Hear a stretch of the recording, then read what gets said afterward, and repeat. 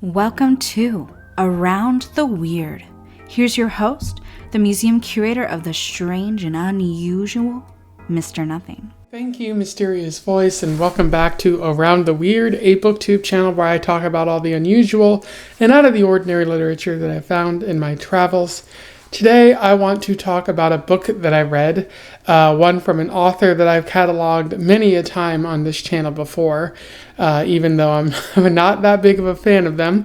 I merely enjoy poking fun, I think it is. And today's story is all about COVID and royalty. I am referring to the Quarantine Princess Diaries by Meg Cabot, which was published in 2023. That's right, I am once again talking about Meg Cabot. I thought I was done with the Princess Diaries series, but it turns out Meg Cabot, back in the early stages of the pandemic, she had written written a few stories about Mia Thermopolis as she's leading Genovia through COVID on her website before she put it all together and made a coherent story and put it into book form because she enjoys money and whatnot. For those who don't know, Meg Cabot is someone I've talked about before. She has been writing since the 90s, mostly on women, mostly for women, writing about young adult women and their experiences in life, sometimes about magic and whatnot. And you see a lot of that in the Princess Diaries series. I've also talked about Teen Idol, which is one of her books that I've enjoyed. Although after reading this one, I strongly question whether I truly enjoy Meg Cabot at all. And I've noted a number of things, how Meg Cabot doesn't seem to like dealing with conflict in her stories. She takes the easy way out, and her writing isn't anything to, pardon the pun, write home about. Lots and lots of problems with Meg Cabot's writing, but still she gets publishing and book deals, and even movie deals, as people are fascinated by her work. Don't quite know why, but let's talk more about the Quarantine Princess Diaries. I will do a summary, a little bit of analysis, and we will move on from there. So the Quarantine Princess Diaries focuses on Mia Thermopolis. It's been a couple years since the end of the previous story where she got married and had children with Michael Moskowitz, her high school sweetheart. And she is ruling Genovia pretty well. Unfortunately, Mia learns about COVID at the start of the story, and she is forced to shut down the country for the health of her citizens. And she orders a quarantine, which upsets her grandmother, puts her at odds with her once again.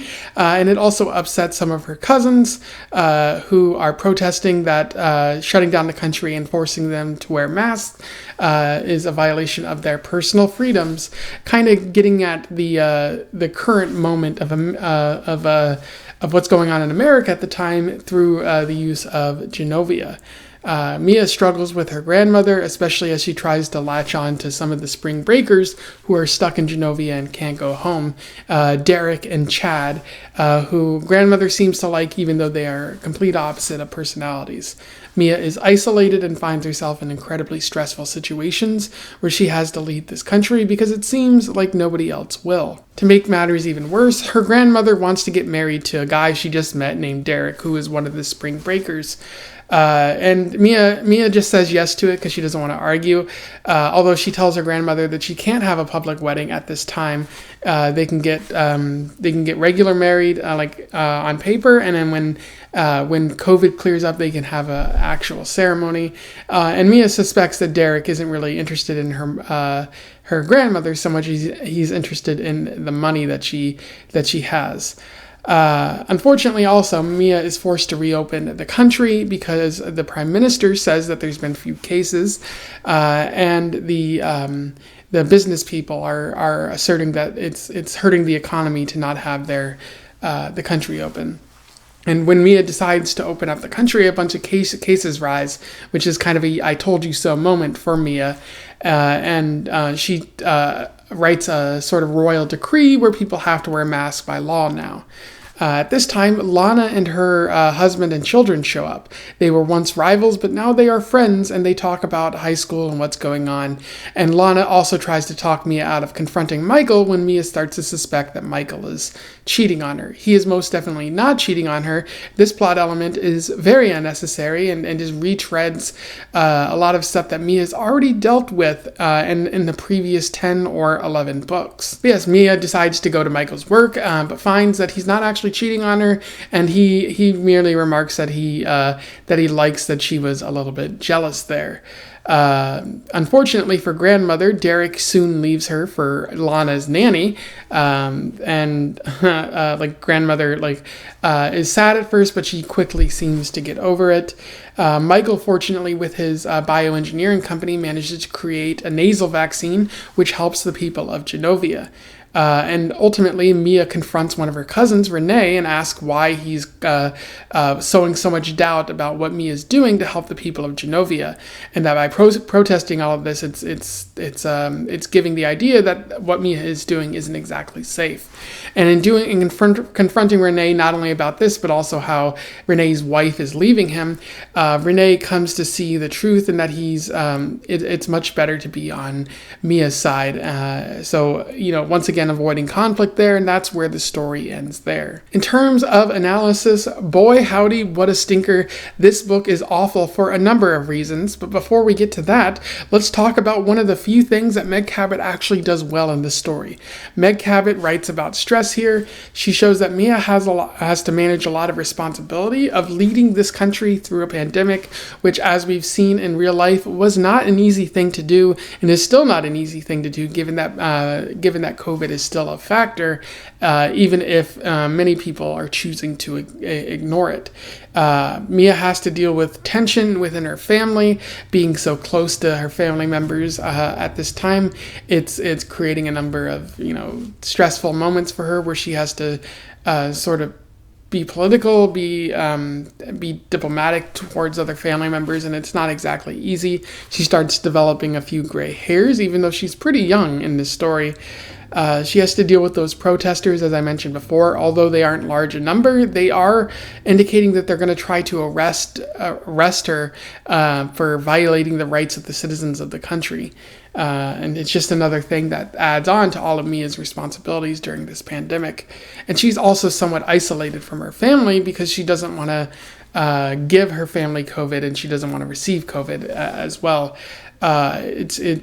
Given especially that some of her family members, like grandma, is an at-risk population for COVID.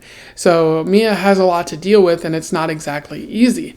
And that's a wonderfully well-written thing, but Cabot falls short here. She fails in that she fails to add stakes. Like, although the stakes are there, Meg Cabot never really reaches to that point. Like, she never gives Mia COVID. She never gives any of the family members COVID. It seems like an easy breezy situation because they're doing all of the right things, even though at the beginning of the pandemic, we didn't quite know what the right things were. But Mia seems to have all the answers right away. And all of the problems just seem to go away as a result of this. There's really no struggle at the center of this. Even though there's the protesters and there's the stress, all of that gets resolved pretty quickly, almost as soon as it appears. So the stress is meaningless. Like I don't really get why Mia is stressed if all of these problems kind of fix themselves. I get that that's kind of Mia's personality, but if that's just her personality, then I don't know what to tell you, buddy. You're just neurotic or something like that. So like Meg Cabot again sets up something very interesting worth talking about: the stress of leading the country, and then never really goes through with fully talking about it. So I feel like that's a very heavy point against the story in a book with many points against it. And that's not the only thing bad about the story. I do feel that it is largely tone deaf. Cabot is quick to try to capitalize on a real-life crisis, first by writing on her website and then turning this into a book. It was for free on her website, and I think it was published mostly in the format that's left in the book. But her decision to get it published after the fact, as that we moved further away to the pandemic, suggests that she like she wanted money from this. This was less about art and publishing it on her website and more, I want money, please give me your money. You remember the pandemic? Well, here's the pandemic, give me your money. I was nostalgic and I talked about a thing that you remember. But being quick to talk about this crisis that is still fresh in people's minds, like she fails to give it the weight that this story actually deserves. Mia makes it seem like none of this was really a struggle, even though she is under a lot of stress. Again, there's no real struggle at the heart of this. It's just people dealing with a pandemic, and Mia is breezing through it, suggesting that that there wasn't really anything to be worried about, that things were going to get resolved as quickly as possible, ignoring the fact that a lot of people didn't know how fast a vaccine was going to be created. Ignoring the fact that at one point during the pandemic, thousands of people were dying, lots and lots of people were dying, and it was a real big struggle that Meg Cabot fails to acknowledge here. And I get that she doesn't have to include all of that this is supposed to be a fun story, but it's about the topic that she's writing about that feels significant. If I were writing about 9/11 but chose to make it fun, everybody would be, understandably angry with me. And so this ultimately just feels like a fantasy that's playing out in Meg Cabot's head. Like, oh, COVID might have been a big deal here, but in this fictional world that I invented of Genovia, like, oh, it wasn't a big deal. Why couldn't we have been just like Genovia? Like, America made a lot of mistakes, but Genovia made no mistakes. And it just sounds so arrogant and so stupid on Meg Cabot's part. And to make matters worse, it just seems like COVID just ends for Genovia here. Everyone's like happy about the vaccine, and it seems like there's no big threat on the horizon, even though after we got the vaccine, people were still getting COVID, and they're still getting COVID to this day. And it just seems like to Meg Cabot, like as soon as we got the vaccine, that's it. COVID stopped being a thing. And it's like, how very liberal of you, how very neoliberal of you to just be like, oh, just because I don't have to worry about it anymore, it doesn't exist. And it's extremely tone deaf, and it's another part why this story just doesn't work. It's because it's based on a real thing that happened, and that I still remember, and that many people still remember.